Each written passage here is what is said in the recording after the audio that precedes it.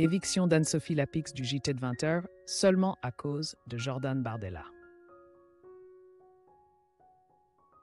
Le départ officiel d'Anne-Sophie Lapix de la présentation du journal de 20h sur France 2 a suscité de nombreuses spéculations, parmi lesquelles une question domine: l'interview tendue avec le responsable politique Jordan Bardella serait-elle la véritable cause profonde? Pour mieux comprendre cette interrogation, il faut revenir quelques mois en arrière, lorsque Anne-Sophie Lapix a mené un entretien en direct avec Jordan Bardella, président du Rassemblement national. Cette interview a rapidement captivé l'attention des médias, non seulement en raison de la sensibilité politique du sujet, mais aussi en raison du climat particulièrement tendu, quasi conflictuel, entre la journaliste et son invité. Anne-Sophie Lapix, connue pour son style incisif, a cette fois été accusée d'avoir poussé la confrontation trop loin.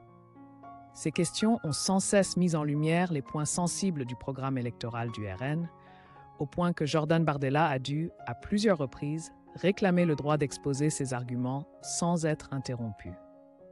Avec le recul, Anne-Sophie Lapix elle-même a reconnu « Je pense que j'y suis allée un peu fort. Je n'avais pas l'intention de dépasser les limites, mais j'ai conscience d'avoir été un peu dure en abordant un sujet aussi sensible par une question quasiment technique, d'autant plus qu'il y avait déjà une réponse. » La tension a atteint son paroxysme lorsque la journaliste a évoqué un projet de loi du RN, celui qui proposait de financer les expulsions par une hausse des taxes sur le tabac. Sujet déjà hautement polémique dans la société française, et la manière dont Anne-Sophie Lapix l'a abordé a involontairement déclenché un échange davantage émotionnel que strictement politique. Anne-Sophie a confié avec regret « Je voulais voir ce qu'il allait me répondre là-dessus », et finalement, il en a profité pour revenir sur l'émotion. Et je pense que ce n'était pas une bonne chose. L'atmosphère de cet entretien a largement dépassé le plateau pour alimenter un débat public aux réactions contrastées. Certains ont salué le courage d'Anne-Sophie Lapix pour avoir osé confronter un dirigeant d'extrême droite, tandis que d'autres l'ont critiqué pour son manque d'équité et d'écoute. Sur les réseaux sociaux, des extraits de l'interview ont été massivement partagés, accompagnés de commentaires acerbes, en faisant l'un des épisodes les plus controversés de l'année sur France 2. Même au sein de France Télévisions, cet entretien aurait porté atteinte à l'image d'Anne-Sophie Lapix comme visage du 20h. Un journal censé incarner l'équilibre, la neutralité et séduire un large public. Et puis, à un moment jugé particulièrement sensible, Delphine Ernotte, présidente de France Télévisions, a officiellement annoncé dans sa première grande décision après sa réélection l'éviction d'Anne-Sophie Lapix du journal de 20h. Un programme auquel la journaliste était associée et dont elle était le visage familier sur France 2 depuis 2017.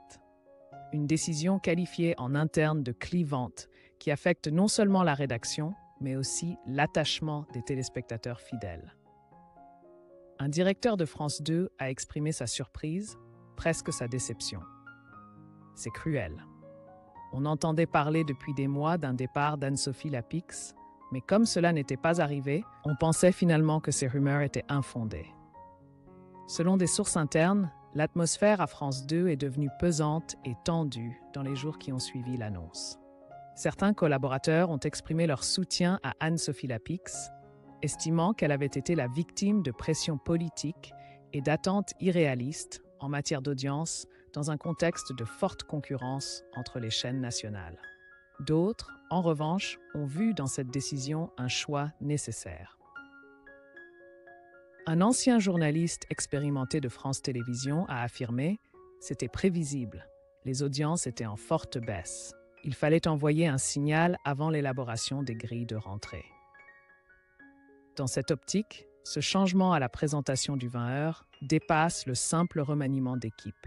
Il s'agit d'un message stratégique de la direction visant à restaurer la confiance des téléspectateurs et à séduire un public plus jeune, de plus en plus éloigné des médias traditionnels. De plus, ce choix d'évincer Anne-Sophie Lapix à ce moment précis est aussi perçu comme un moyen d'apaiser les polémiques qui couvaient depuis l'interview avec Jordan Bardella. Un épisode qui avait fragilisé l'image de neutralité que le 20h de France 2 s'efforce d'incarner. Un autre élément inattendu a marqué l'un des derniers JT présentés par Anne-Sophie Lapix, le 27 mai 2025. Ce soir-là, la journaliste portait un blazer qui n'était pas inédit. C'était le même modèle que celui qu'elle avait arboré lors de l'interview controversée avec Jordan Bardella. Cet entretien considéré comme un tournant dans sa carrière. Cette coïncidence n'a pas manqué de faire réagir. Sur les réseaux sociaux, les commentaires ont afflué en quelques heures. Nombreux étant ceux qui ont vu dans ce choix vestimentaire une manière pour Anne-Sophie Lapix de faire passer un dernier message avant de quitter l'antenne du 20h. Le journaliste Julien a d'ailleurs interrogé sur X, anciennement Twitter. Le diable se cache parfois dans les détails.